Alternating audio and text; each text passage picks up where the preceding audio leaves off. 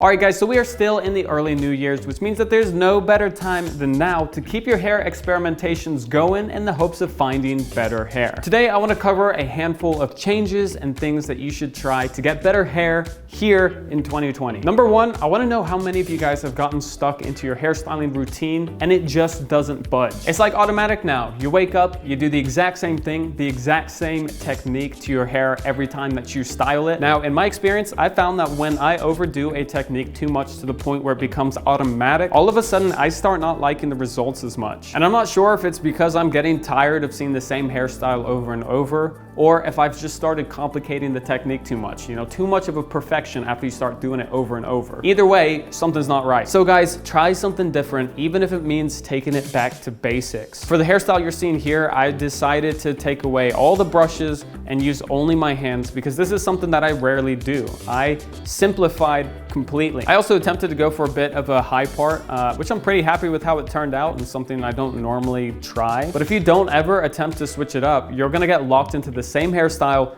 day in and day out. I can tell you that the only way I figure out how to bring you guys new techniques and updated looks is by stripping it back to basics and building on top of a simple foundation. So try it out. I'm not saying do something completely different, something completely drastic. Just strip it back a little bit, try something a little different, and you might be surprised. You might like it. Number two, continuing with experimentation. Take however long you usually take to get a haircut and double it. So if you get a haircut every 2 weeks, try leaving it for 4 weeks. If you get a haircut every month, try going for 2 months without a haircut. Set yourself small goals like this, especially if you're considering to grow out your hair anyways, rather than just saying, all right, I'm growing out my hair, getting a little bit down the line, and then being like, I'm not doing it anymore, I'm cutting my hair, all right? That's too ambitious. You guys know that I've been digging the longer sides, and to be honest, right now, I kind of like my sides when they were a little shorter than they are now. Still longer than usual, but just a little shorter than this. But I want to give my hair the opportunity to grow a little bit more and just see what happens. You know, maybe I'm going to like it, or maybe I'm going to kind of confirm for myself that keeping it a little shorter looks better. So if you guys are looking for a change or thinking about growing out your hair, set yourself the goal of doubling the amount of time that you normally would when you get a haircut. Number three, get that second day hair routine on lockdown. I've noticed that more and more guys are starting to figure out that they shouldn't be washing their hair every day. Washing your hair every day is pretty bad for your hair, and guys are figuring out they can go 2 days without washing, maybe even 3 or 4 days without washing. But the biggest complaint that I hear from these guys who don't wash their hair as much is that they just don't like how their hair looks on second day hair. It looks too greasy, it's too itchy, it looks too oily or dirty, you know, all of this kind of stuff. Well, let me tell you right now, it is completely 100% possible for your second day hair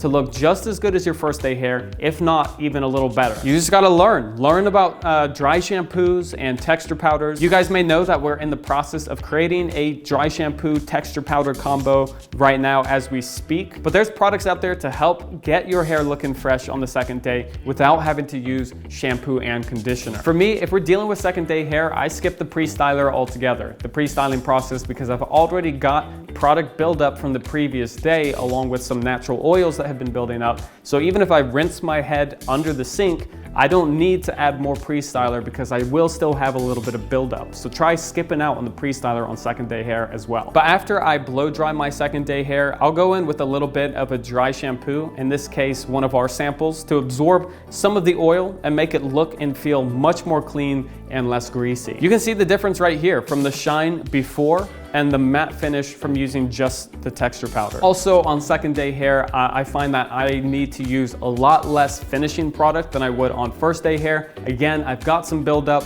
I've got some of that dry shampoo going on. I don't need as much product as I do on a first day to have my hairstyle looking good. Learn how to make second day hair look good. It's possible. Number four, speaking of shampoo and conditioner, let 2020 be the year that you transition to something that's better for your hair. The whole reason why we talk about shampooing your hair as little as possible is because how damaging shampoo can be and how much it strips your natural oils and can also cause, you know, like dandruff and dry scalp. But you can minimize this by using products that don't contain harsh sulfates and parabens. And I mean, parabens are still kind of like here or there. It's mostly sulfates that are doing the damage. But of course, the biggest issue here is usually price. Well, I've done some digging because Dinty just got color in her hair and was looking for a shampoo and conditioner that would be gentle, and I came across Pure Natural Argan Oil Shampoo and Conditioner. You can get this bundled together right now on Amazon for 25 bucks, which is a good deal for a shampoo and conditioner that actually has quality ingredients. Of course, it might be a little more than some of your cheap drugstore alternatives, but it's also way better and still cheaper than a lot of the other options out there. So if you guys want to check that out, it's the one that I've been using, it's the one that Dinty's using right now. I'll have that linked down below. Holy, that's the end of the list. I didn't even realize that I got through it all. Well guys, there you go. Better changes for your hair for 2020. Really, I think it's a lot about experimentation at this point, especially for you guys who have been watching for a while. You know how hair works, but we can all get stuck into a routine and forget that we have other options. So strip it back, take it back to basics, pretend like you forgot how to style your hair. You know, start with just the blow dryer your hand and build up a bit of a technique going forward from there. That's really the best way for me to find out new stuff that I end up liking. It might take some time, it might take a couple practice rounds, but I'm sure that you can find something that you're gonna love. Hope you guys enjoyed. Hit the thumbs up, hit the subscribe, and I will see everybody next time.